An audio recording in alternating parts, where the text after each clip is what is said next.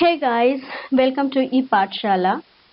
So I'm going to teach you about figures of speech for today. Figures of speech can be divided into 7 basic divisions, namely based on similarity, based on association, based on contrast, based on imagination, based on indirectness, based on sound, and based on construction.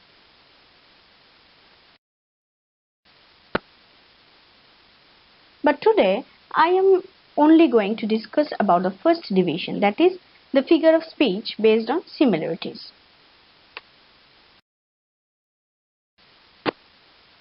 So now this can be further divided into 5 different figures of speech.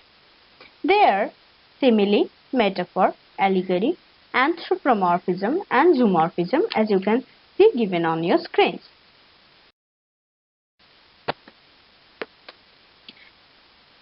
For the first time it comes simile.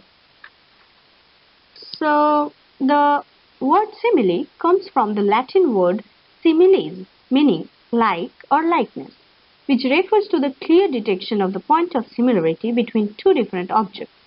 The words are normally of different nature, but they are compared by using like or as. Now here are 3 examples provided, where number 1 states he is as cunning as fox, number 2 he is as brave as lion, and number 3 her cheeks are as red as rose. So here in the first instance he is compared with a fox as he is cunning. In the second he is called brave as lion. And by now you can easily understand about the third one. Yes, true. It compares the girl's cheeks with the red rose as she has red cheeks. Here he and the fox in the first instance, in the second instance he and the lion, and in the third instance her cheeks and the rose are different objects but compared together.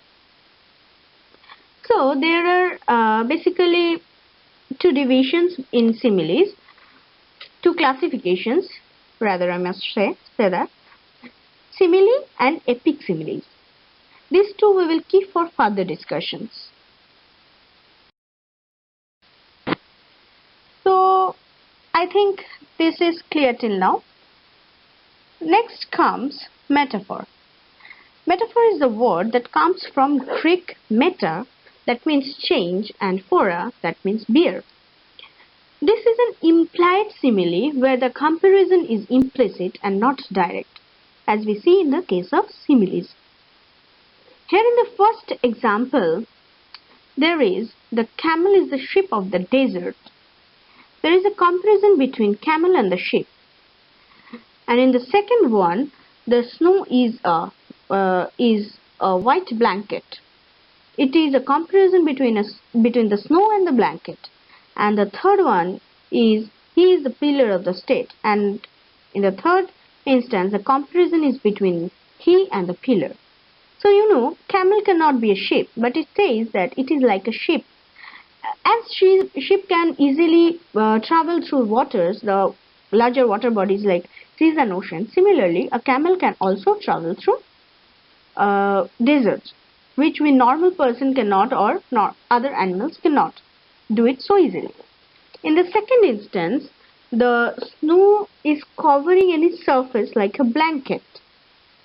This is the thing which they are trying to tell. Snow cannot be a white blanket, but it is covering something like it is covering the ground, it is covering the rooftop, it is covering the treetops or something like that, like a white blanket. Snow is of white color, that's why white blanket. Okay, in the third instance, humans cannot be a concrete pillar. Obviously, it cannot happen. But here pillar means the strength.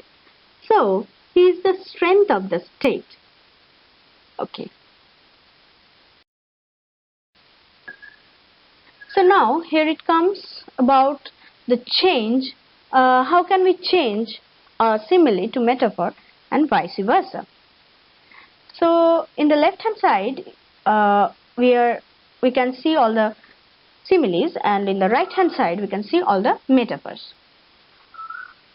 Okay. So in the first example, she is as innocent as an angel.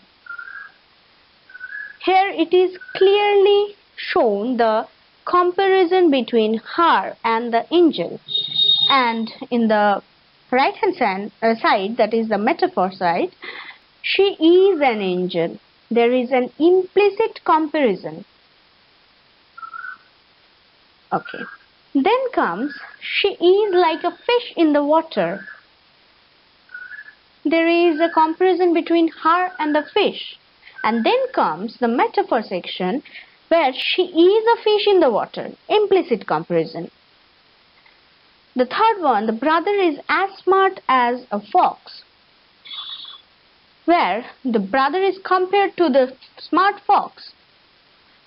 But in the metaphor section, you can see the brother is a smart fox, it is told.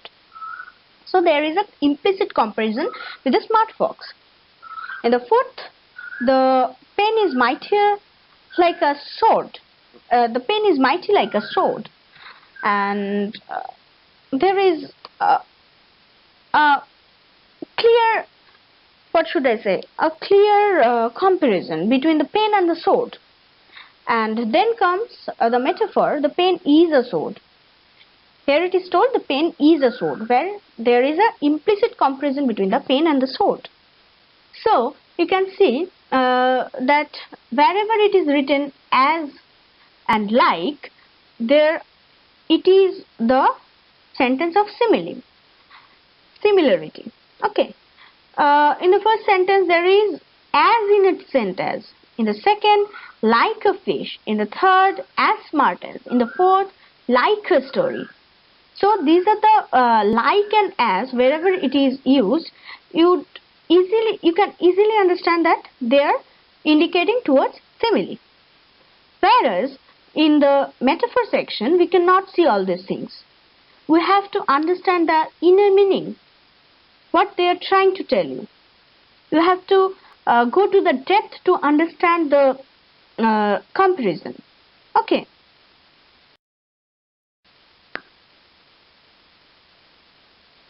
So now we are going to discuss about how to improve your writing skills and how to increase your marks.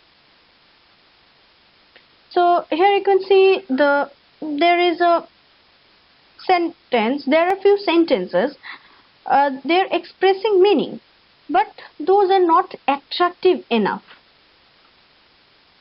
But here you can see though the same sentences are after using similes there. Okay. So the first sentence reads, the morning breakfast was served by my father. There were a lot of eggs to eat, but I was very happy as I got a puppy yesterday.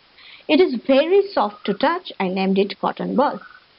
While in the right hand side you can see the morning breakfast was served by my father. The egg looked like mountains on the plate, but I was cheerful as I found a puppy yesterday. Its fur is as soft as cotton itself, and therefore I named it Cotton Ball.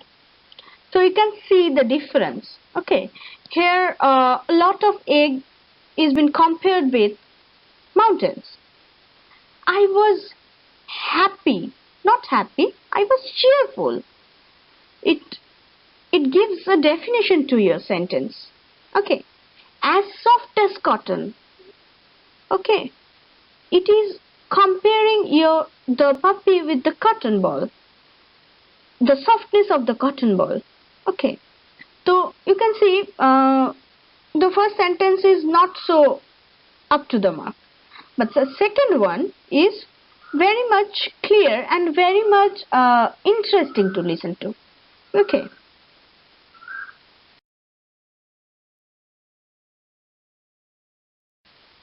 Next comes personification. So personification is a figure of speech in which a thing, an idea or an animal is given human attributes, one or few. The non-human objects are portrayed in such a way that we feel they have the ability to act like human beings. For example, when we say the sky weeps, we are giving the sky the ability to cry, which is a human quality. A sky cannot cry. Thus we can say that the sky has been personified in the given sentence with the above definition of personification. Let us look at some personification examples. Look at my car. She is a beauty, isn't she? The wind whispered through dry grasses. The flowers danced in the gentle breeze.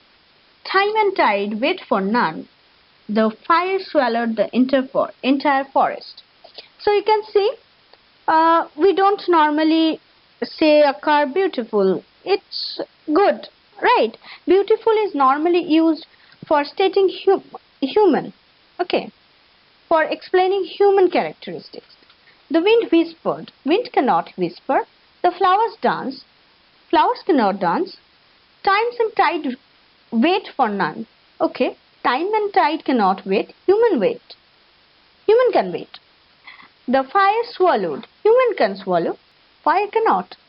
So this beauty, whispered, danced, wait, swallowed, these all are human attributes, but not anything other. But those human attributes are used for describing something else, which are non-human. This is the personification.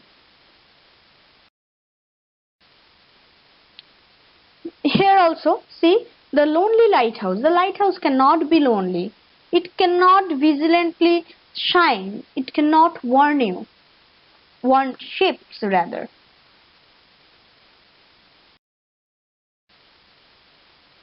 Here comes anthropomorphism. This is almost like zoomorphism. In zoomorphism, humans are given animal traits, while in anthropomorphism, non-human beings are given human traits. When animals or non-human characters are given human characteristics. It is slightly different from personification, which is describing an object using human characteristics. Anthropomorphism is like the animals or the objects behaving as if they are humans. Okay, here are a few examples of anthropomorphism. In the Disney film Beauty and the Beast, we can see the clock, candlestick, and the teapot talking and behaving like humans. In Aesop's fable, we can also see all these type of characters, all these animals or animals who can talk like human, who can behave like human.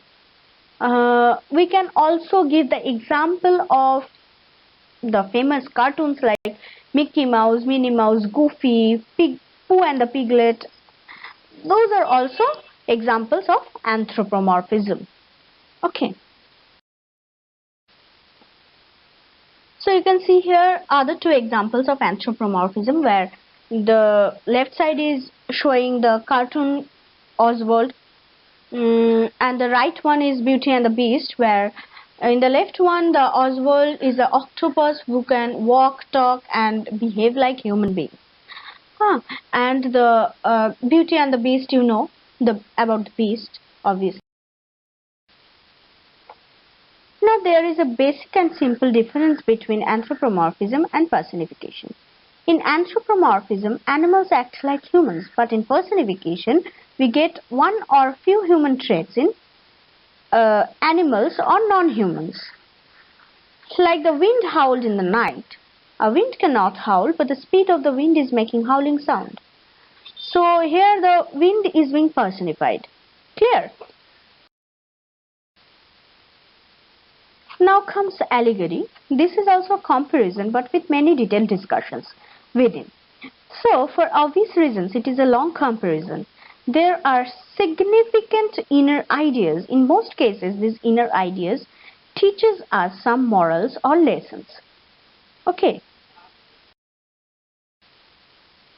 Now let us move on to the example. Animal Farm by George Orwell is an allegory that uses animals on a farm to describe the overthrow of the last Russian Tsar Nicholas II and the communist revolution of Russia before World War I. Okay, the animals here represents the greed and the corruption of the revolution in the different classes of people. Okay. Like the pigs represent those who come to the position or power following the revolution. Mr. Jones, the owner of the farm, represents the overthrown Tsar Nicholas II, while Boxer the horse represents the laborer classes. All animals are equal, but a few are more equal than others. This is one of the cardinal rules on this farm. The tales of Panchatantra and Aesop's fables are also counted as allegories. The second example can be taken as The Pilgrim's Progress by John Bunyan, states the story of a pilgrim who has to go to a distant place. But in morality, it talks about a pious man who is trying to reach the place of a god, that is heaven. In Fairy Queen by Spenser, each character represents a virtue or a vice. Here on the one hand, Una's parents symbolize the human race, and on the other hand, the dragon represents the evil. Next comes zoomorphism. It is as simple as it is written in the point of the definition, as it is showing on the screen. It is derived from the Greek word zoom, means animal, and morphe means form. Here the humans are given some characteristics of animals, like for example, in Spider-Man we can see the protagonist with the characteristics of a spider. Similarly, in the Catwoman, we see the woman to be having cat-like characteristics. And same goes for the Ant-Man, who possesses the characteristics of ants. Okay, so hope you understood the topic which I discussed today. So here are some exercises for you to practice at home. The table was curved like a lively lion. The dogs are playing football while the other dog audiences are cheering them up. I wandered lonely as a cloud. No one believes more firmly than Comrade Napoleon that all animals are equal. He would be only too happy to let you make your decisions for yourselves.